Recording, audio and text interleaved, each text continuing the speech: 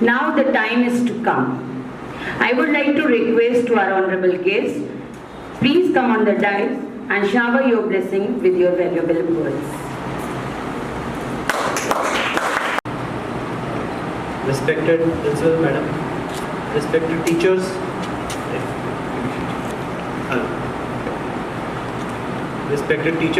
dear students, it's an honor for me to be here in your investiture ceremony.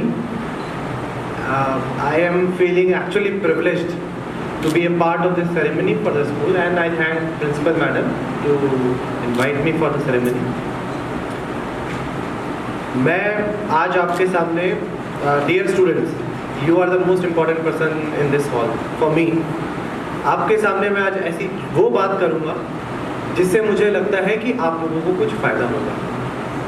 It will be helpful in your professional career, in your studying career और life में आपके जो आगे आप life कैसे बिताने वाले हो उसके लिए कैसे हेल्पफुल होगा. पहली बात कि आपकी जो आज सेरेमनी हुई है, it has given you some roles and responsibilities. Roles and responsibilities इसकी क्या महत्वता है, पहले उसकी हमें जानने की आवश्यकता है. We as student, if we are bestowed with some responsibilities, that shows that our teachers, the selection committee and your principal, they have put in faith in you guys. आप लोगों के अंदर एक विश्वास उन्होंने रखा है और आप लोगों को कुछ responsibilities दी है. इसमें सबसे ज़्यादा फ़ायदा किसका है? इसमें जिस व्यक्ति को ये लीडरशिप अपॉर्चुनिटीज़ मिली है, लीडरशिप रोल मिले हैं, सबसे ज़्यादा फ़ायदा उनका होता है. अगर आपको कोई रिस्पॉन्सिबिलिटी मिलती है और उसका आप भली भांति उसको आप निभाते हैं, तो as a human, as a student आप काफ़ी ग्रो करेंगे, आपके अंदर लीडरशिप क्वालिटी डेवलप होगी. तो मेरा जितने भी हमारे head girl, deputy head girl, head boy, deputy head boy and all other students present here, जिनको सारी रिस्पॉन्सिबिलिटीज़ मिली हैं, मेरा आपको ये सुझाव है कि take this work in the sincere most manner. Sincerely करेंगे तो इससे आप लोगों को स्वयं फ़ायदा होगा. एज ए स्टूडेंट आप ग्रो करेंगे, एज अ पर्सन आप ग्रो करेंगे. क्या होता है कि हमारे पास, जब हम हमारे संविधान में भी देखते हैं, हमारे कॉन्स्टिट्यूशन में देखते हैं कि हमारा कॉन्स्टिट्यूशन में बहुत स्पेसिफिकली राइट्स होती हैं, फंडामेंटल ड्यूटीज़ होती हैं. राइट्स होता है, फंडामेंटल ड्यूटीज़ होती हैं. राइट्स क्या है? हमारे गवर्नमेंट पे या कॉन्स्टिट्यूशन में ऑब्लिगेशन है. ड्यूटीज़ क्या है? हमने ड्यूटीज़ लोगों पे छोड़ रखी हैं, सिटीजन्स पे छोड़ रखी हैं. ड्यूटीज़ हम छोड़ते हैं, इसमें एक तरीके का लेवरेज है आपके पास कि हमने आपके अंदर फेथ रखा है. जैसे कॉन्स्टिट्यूशन हमारे लोगों पे फेथ रखता है, वैसे ही यहाँ पे आपको एक फेथ आपके ऊपर रखा है और आपकी ड्यूटीज़ निभाने के लिए दिया गया है. क्यों ऐसा है? क्योंकि एज अ ह्यूमन बीइंग हमको ग्रो करना है. तो मैं आप लोगों को सबसे पहले सुझाव दूंगा कि डोंट टेक इट लाइटली. आप अपने जो विद्यार्थी जीवन है उसको हमको सिंसियरिटी से लेना चाहिए. आई विल नॉट से सीरियसली लेना चाहिए. मैं ये नहीं रहूँगा कि हम अति गंभीर रहें, बहुत गंभीरता में ही हम चलते रहें. नहीं, हमें अपने विद्यार्थी जीवन को एंजॉय भी करना चाहिए, बट सिंसियरली लेना चाहिए. क्योंकि ये जो समय है, जो मैं अभी भी इस चीज़ को, I am right now, I have done my 12th, I have done my college, post college I have given my competitive exam and I am into service for the last 8 years. मैं पिछले 8 साल से service में हूँ. And I am quite experienced enough कि आपको मैं बता सकूँ कि मेरे क्या एक्सपीरियंस रहे हैं. तो मेरा आप लोगों को ये कहना है कि जो हमारा विद्यार्थी जीवन होता है वो सबसे महत्वपूर्ण जीवन होता है. ये वो चीज़ डिसाइड करता है जो हम आगे के 6 दशक से 8 दशक तक करने वाले हैं. ये नहीं कि सिर्फ हम जब तक रिटायर होंगे 60, लेट्स से कि हम 60 को मानते हैं कि रिटायरमेंट एज है, पर इससे भी आगे हमारा जो 18 years और लेट्स से 22 years कॉलेज को भी इंक्लूड कर लिया जाए, यहाँ तक हम जो पढ़ाई करते हैं उस पर हमारा पूरा जीवन निर्भर करता है. हमारे फैमिली का जीवन निर्भर करता है. क्योंकि हमारी ग्रोथ में हमारी फैमिली की ग्रोथ है, हमारे ग्रोथ में आप यहाँ पे स्कूल है तो आपकी ग्रोथ में आपके स्कूल की ग्रोथ है, स्कूल के ग्रोथ में आपकी ग्रोथ है. तो ये एक जो इकोसिस्टम है हमारे स्कूल का रहता है, जो एक आपस में आपका म्यूचुअली आप दोनों एक लोगों को सपोर्ट करते हो, स्टूडेंट्स आपस में सपोर्ट करते हैं. तो यही एक समय होता है जिसमें आप अपने आप को आगे लेकर जा सकते हो और अपने स्कूल के लिए भी आप काफ़ी उनका नाम रोशन कर सकते हो. तो मेरा सभी पहला जो सीरियस बात थी कि सभी लोगों को कंग्रेचुलेशन जो भी स्टूडेंट्स यहाँ पे हैं, और उनको मेरा सुझाव है कि इन रिस्पॉन्सिबिलिटीज़ को आप सिंसियरली लीजिएगा, तो इसमें आपका भी फ़ायदा होगा। फ़ायदा इस तरह से कि पढ़ाई में भी होगा। हम जब हमारी ह्यूमन क्वालिटीज़ डेवलप करते हैं, सिंसियरिटी, डिसिप्लिन, पंक्चुअलिटी, ये सारी चीज़ें हमारे जो ट्रेड्स हैं, ह्यूमन ट्रेड्स हैं, हम एज ह्यूमन बीइंग हम अपने आप को क्या डेवलप करना चाहते हैं, हम अपने आप को एज अ गुड कैरेक्टर में बदलना चाहते हैं। हमारा कैरेक्टर को हम over the period of time, ऐसा नहीं है कि आप ही डेवलप कर रहे हैं, मैं भी अपने आप को कोशिश कर रहा हूँ कि मैं जो कल था, जो मैं 1 साल पहले था, मैं उससे बेहतर आ सकूँ। तो मैं अपना कैरेक्टर डेवलप करना चाहता हूँ। हमारा कैरेक्टर कैसे डेवलप होता है? हमारा कैरेक्टर डेवलप होता है कि हमारे कैरेक्टर की ट्रेड्स हैं, जैसे कि ये व्यक्ति डिसिप्लिन्ड है, ये व्यक्ति सिंसियर है, ये व्यक्ति ऑनेस्ट है, राइट? तो ये सारे कैरेक्टर हम कैसे डेवलप करते हैं? ये जो कैरेक्टर की जो ट्रेड्स हैं हम कैसे डेवलप करते हैं? ये हम हमारी डेली हैबिट से डेवलप करते हैं। कोई कहता है कि कैरेक्टर को डेवलप करना बड़ा मुश्किल है या चेंज करना मुश्किल है, आई डोंट थिंक सो। आप अपने डेली की हैबिट्स को चेंज करेंगे, आप अपने ऊपर फोकस रखेंगे, आप अपनी डेली एक्टिविटीज़ को सोचेंगे कि भाई आज पूरे दिन में मैंने क्या किया। आज मैंने पढ़ाई से संबंधित हुआ, चाहे खेलने से संबंधित हुआ, चाहे आपके मेडिटेशन, योगा, इन सब चीज़ों से, आपसी भाईचारा, व्यवहारवाद, इन सब में आप लोगों ने क्या किया पूरे दिन में। तो आपको रियलाइज़ होगा कि over the period of time जब हम अपनी गुड हैबिट्स को इनकलकेट करेंगे अपने अंदर, जब हम over the period of time हमारी हैबिट्स डेवलप होंगी, तो आपको रियलाइज़ होगा as a person you are growing, as person you are having a character जिनके ट्रेड्स बहुत हाई हैं। और यही हमको एक जो बोलते हैं ना अच्छे व्यक्तित्व का धनी है, वो तभी बनता है जब हम डेली में अपने ऊपर हम वर्क करते हैं। मैं बहुत खुश हुआ इस चीज़ को देख के हुए कि यहाँ पे मैडम की आपके स्कूल में मेडिटेशंस कराए जाते हैं। मैं खुद भी मेडिटेशन एंड योगा मेरी लाइफ का बहुत बड़ा पार्ट है, फिजिकल एक्टिविटी भी मेरी लाइफ का बड़ा पार्ट है, बुक रीडिंग भी लाइफ का पार्ट है मेरा। मुझे लगता है कि स्टूडेंट्स को ये सारी चीज़ें बढ़नी चाहिए। मैं अभी जब हम यहाँ पे आए थे उससे पहले मैं प्रिंसिपल मैडम से बात कर रहा था, तो मैं अभी अपनी लाइफ के जब मेरा स्टूडेंट टाइम था, मैं 2008 में मेरा 12th ओवर हो गया था। तो उससे पहले की चीज़ें मतलब अब तो काफ़ी साल हो गया, ऑलमोस्ट 15 to 20 ईयर्स, 15 ईयर्स तो 12th के लिए हो गया। बट आप लोगों के समय में मुझे लगता है कि मुझे अभी भी पुराने दिन याद आते हैं, अभी भी मेरे इंट्रैक्शंस मेरे टीचर्स के साथ याद आते हैं, मेरे इंट्रैक्शंस मेरे फेलो स्टूडेंट्स के साथ आते हैं। मैं मैडम को ही बता रहा था कि हमारा जहाँ पे मैं पला बड़ा वो जो हमारा इंडिया पाकिस्तान बॉर्डर है, मैं राजस्थान के बहुत रिमोट एरिया में पढ़ा हुआ था। हमारा स्कूल नया था, हमारे टीचर्स बहुत अच्छे थे, उनका हमारे पे ट्रस्ट बहुत अच्छा था। उन्होंने हमारे साथ बहुत मेहनत करी, क्योंकि एक नया स्कूल डेवलप करने के लिए मैडम ने भी, जैसे स्कूल में जब आप आए थे तब नया स्कूल था। मैं आपको बताऊं कि जब नया स्कूल होता है तो उसको डेवलप करने में, एक अच्छा इकोसिस्टम डेवलप करने में बहुत मेहनत लगती है। उसमें टीचर्स का भी रोल होता है, उसमें स्टूडेंट्स का भी रोल होता है।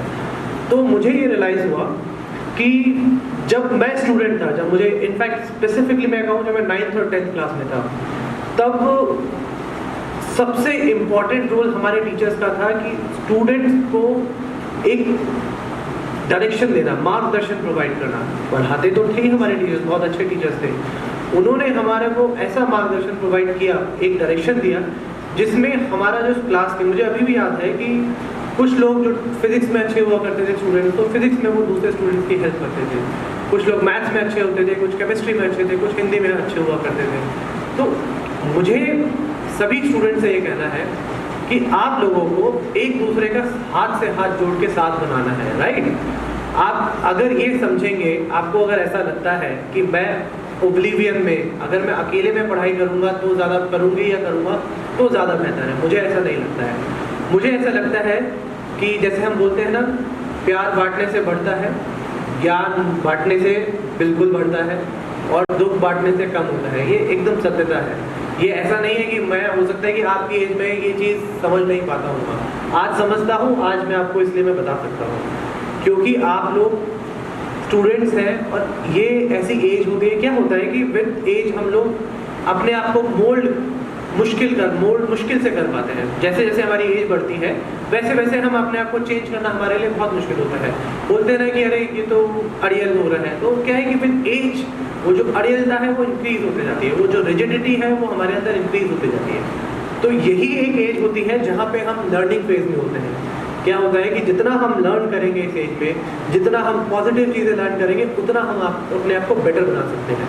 जैसे जैसे हमारी एज आगे बढ़ती जाती है ये हमारी अपॉर्चुनिटी कम होती जाती है। तो ये आप लोगों के लिए बहुत अच्छी एज है कि अपने आप को बेटर बनाएं, ठीक है।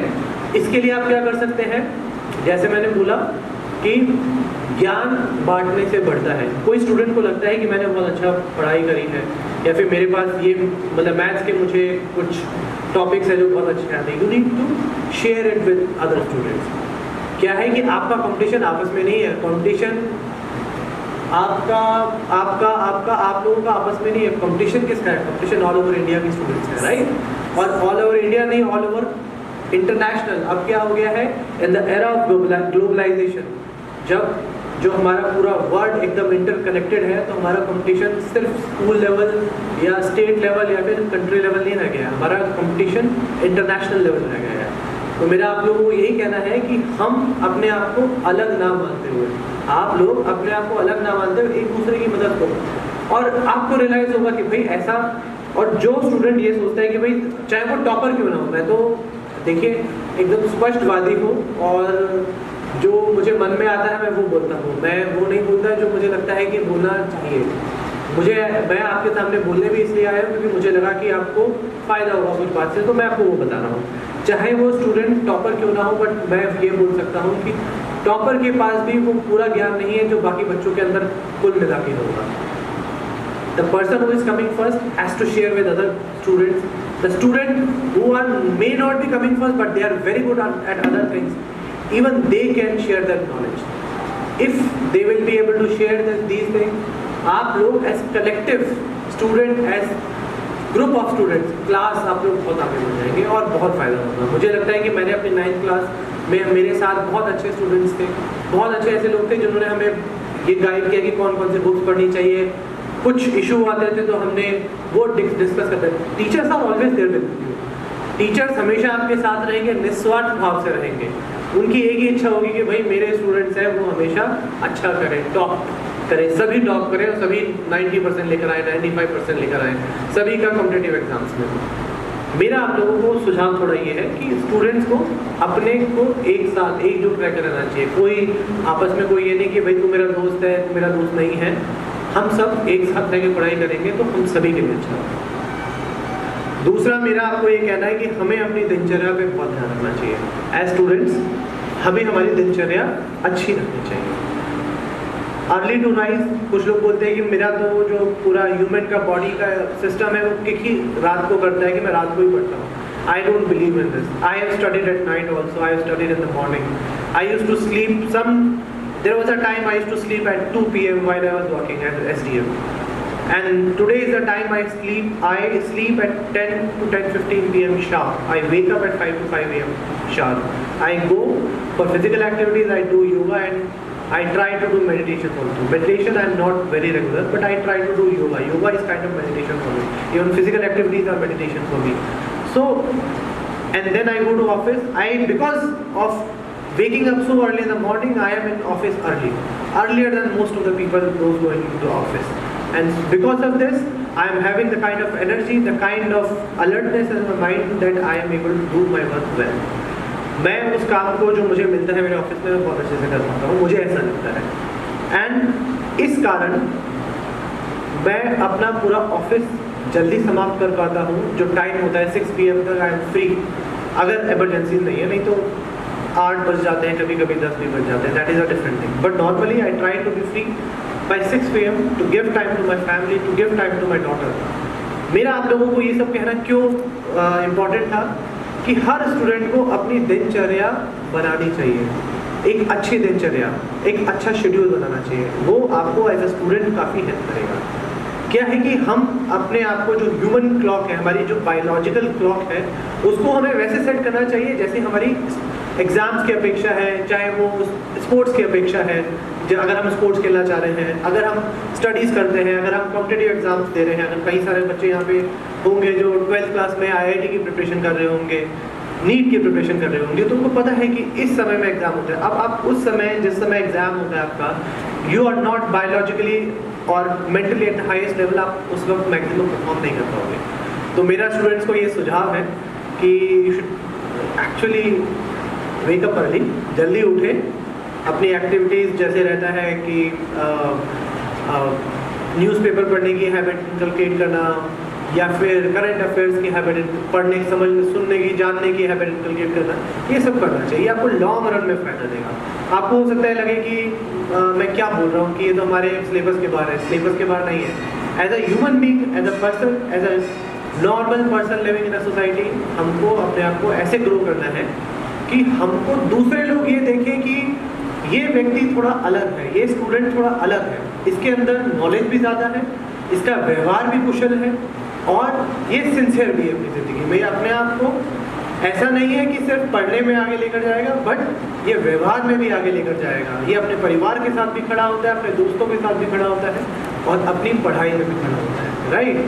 तो हम, और दूसरा मुझे एक और स्टूडेंट्स को बोलना है, देखिए जब मैं अपनी UPSC की प्रिपरेशन कर रहा था, ये मुझे आई थिंक ये मैं स्टूडेंट था तब मैं नहीं कर पाया, तो पर मैंने UPSC की प्रिपरेशन करी तब मैं ये चीज़ कर पाया कि जब मैं अपनी पढ़ाई करता था या फिर अपने एग्जाम्स भी देकर आता था, I used to sit with my self. Sitting with my self means sitting in isolated place, जहाँ पे मैं अपने साथ हूँ। ये मेडिटेशन में भी आप लोग यही तो करते हैं कि आप अपने साथ होते हैं, आप अपने अंदर झाँकते हैं। तो I used to sit with my self, I used to think what I have done the whole day. क्या मैंने अपने पूरे दिन को एक पॉजिटिवली लिया, क्या मैंने अपने दिन में जो मुझे कार्य करना था वो किया या नहीं किया। Basically self assessment, daily self assessment कि क्या मैं एक पाथ पे आगे बढ़ रहा हूँ, ऐसा तो नहीं है क्या मैं जिस पाथ को मुझे चलना है उसमें मैं नीचे जा रहा हूँ। तो डेली सेल्फ असेसमेंट करना ऐसा ज़रूरी नहीं है। I am pretty sure that most of the student will not be able to do it, but they can try to do it. They can not do it perfectly, but they can try to do it. थोड़ा थोड़ा करो, थोड़ा समझो अपने आप को, अपने बारे में समझो।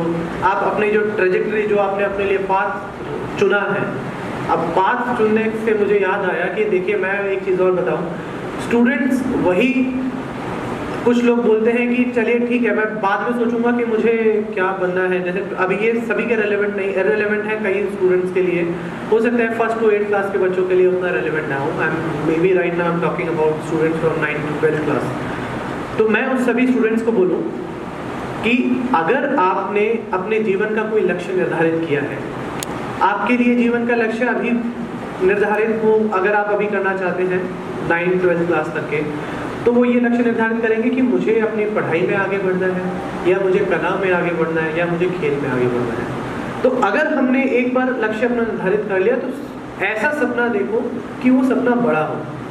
ऐसा मत सपना देखो कि भाई वो तो अपने आप में ही हो जाएगा। जब तक स्टूडेंट्स बड़ा सपना, कई लोग ये बोलते ही होंगे, है ना, कई बार सुना है। मैं आपको बस बताना चाह रहा हूँ कि जब तक स्टूडेंट्स सपने बड़े नहीं देखेंगे तो उसको पूर्ण करने की हमारी क्षमता, हम अपने आप को डेवलप नहीं कर पाएंगे।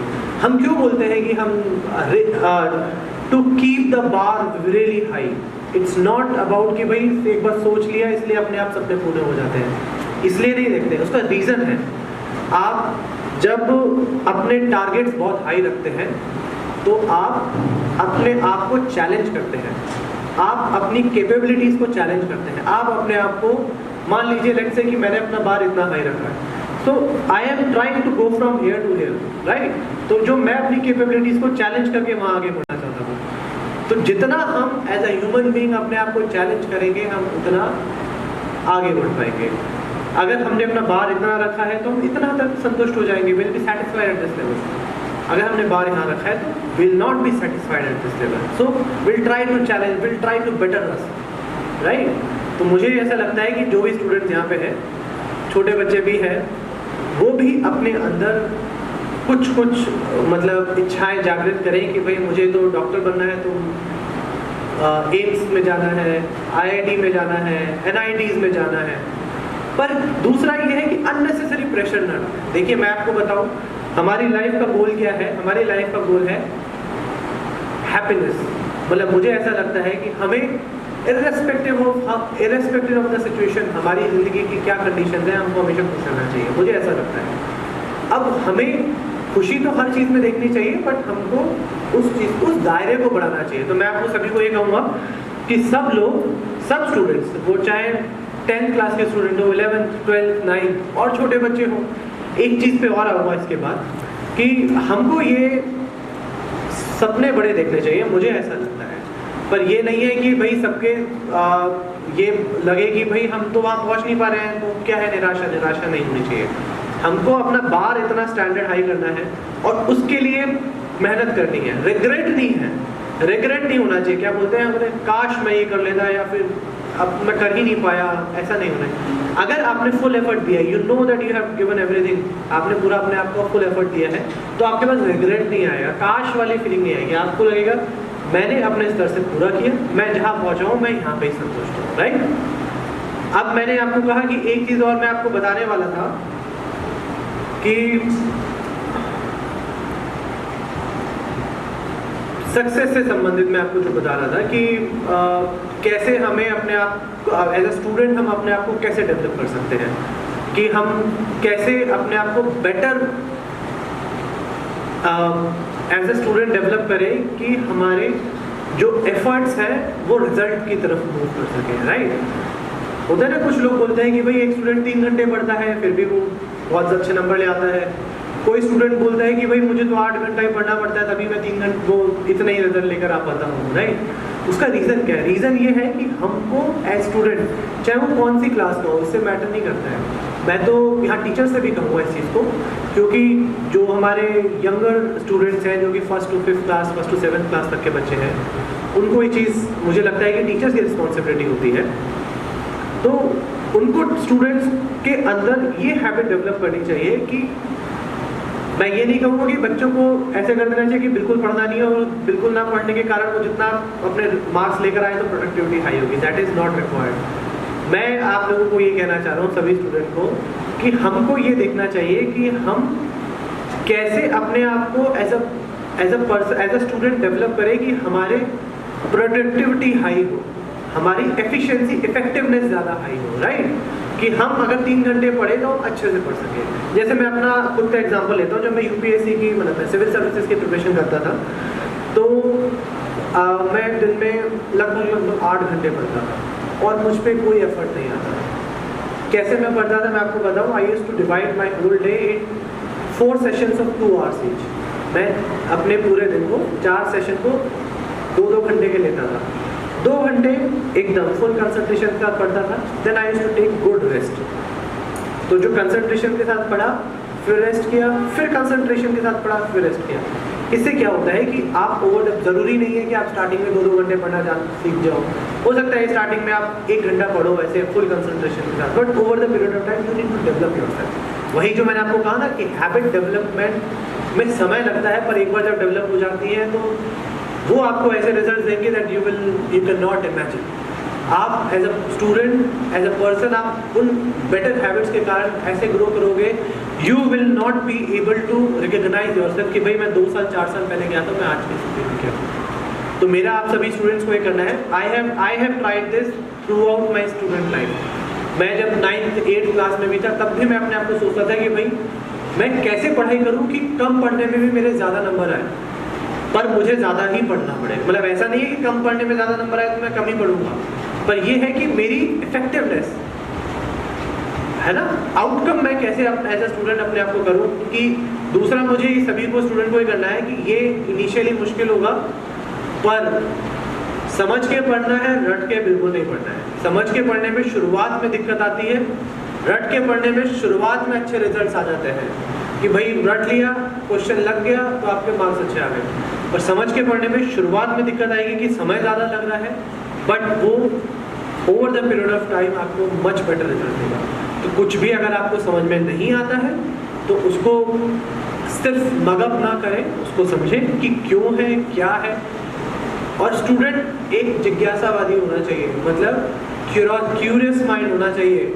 स्टूडेंट को हर चीज़ में क्यों, क्या, कैसे, ये 3 चीज़ें पूछनी चाहिए कि अगर हम पढ़ रहे हैं किसी चीज़ को, ये क्यों है, ये क्या है और ये कैसे है। अगर आप 3 चीज़ें पढ़ रहे हो तो हर चीज़ में आप रीज़न करें, हर चीज़ को समझें, आप हर चीज़ को क्वेश्चन करें कि ये क्यों है। अननेसेसरी क्वेश्चन नहीं कि पता है कि एक फैक्ट है कि जैसे कि sun rises in the east, क्यों राइज करता है, आपको पता है क्यों राइज करता है, अर्थ का मूवमेंट कैसे होता है, अर्थ कैसे रोटेट करती है। तो ये मैं ये नहीं कह रहा कि अननेसेसरी क्वेश्चन है, बट ये है एज अ डिलिजेंट स्टूडेंट आपको क्यों, क्या और कैसे, है ना, ये चीज़ आपको क्वेश्चन करनी चाहिए। हर चीज़ जो आपको समझ में नहीं आती है, समझे ना तब तक आगे ना बढ़े। ये रास्ता मुश्किल है, पर मैं आपको बताऊं, जो स्टूडेंट हल्के हल्के हल्के करके इस रास्ते पे आगे बढ़ते रहते हैं वो बहुत सक्सेस प्राप्त करते हैं। जो स्टूडेंट, और दूसरा ये सक्सेस डजंट कम इजी। आपको लगता होगा जैसे अब कल क्या हुआ, हम वर्ल्ड चैंपियनशिप कौन जीता, कोई मुझे बता पाएगा? जैवलिन थ्रो में वर्ल्ड चैंपियनशिप जैवलिन थ्रो में कौन जीता है? कल ही जीता है, नीरज चोपड़ा। तो हमको क्या लगेगा कि भाई ये तो 1 साल पहले, तो हमको 2 साल पहले तो पता ही नहीं था वो नीरज चोपड़ा, किसी को पता था? नहीं पता था। ये कौन थे? किसी को नहीं पता। ओलंपिक्स में जीता उन्होंने गोल्ड मेडल, आज वर्ल्ड चैंपियनशिप जीती, तो हमको लगता है अरे वाह, तो 2-3 साल नहीं होंगे। तो सक्सेस बिना, बोलते हैं लोग स्मार्ट वर्क इज नेसेसरी, जैसे हमने अपनी जो बात की, that is what smart work is all about.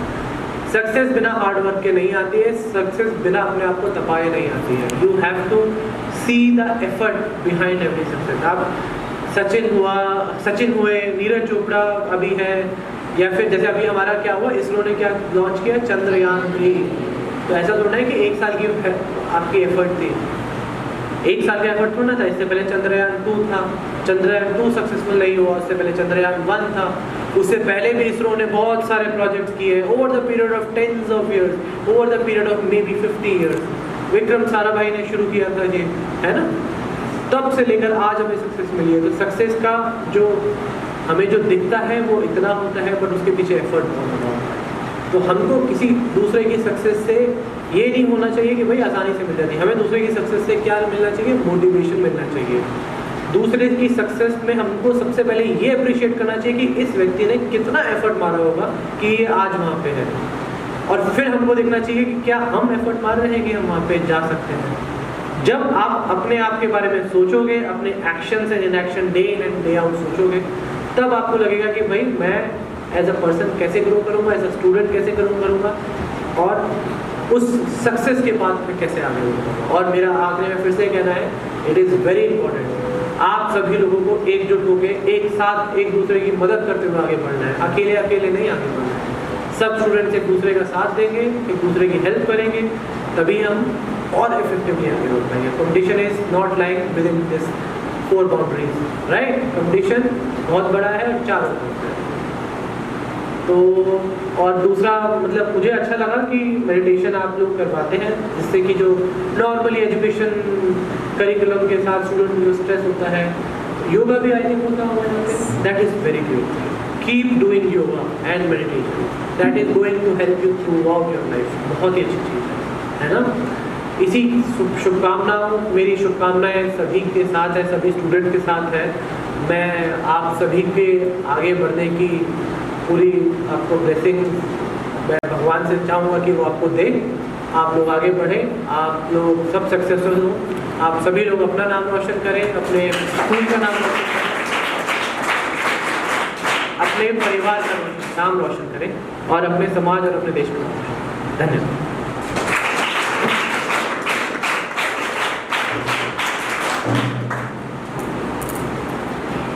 Thank you very much, sir. As you concluded your personal experience, really fruitful for our students, really motivational words and inspirational personality will put the forever mark on our students. आपने बच्चों को बताया sharing knowledge collectively is beneficial for a student. I think this is the most important point, and I assure from side of the students that they will follow as you spoke here. Thank you very much, sir.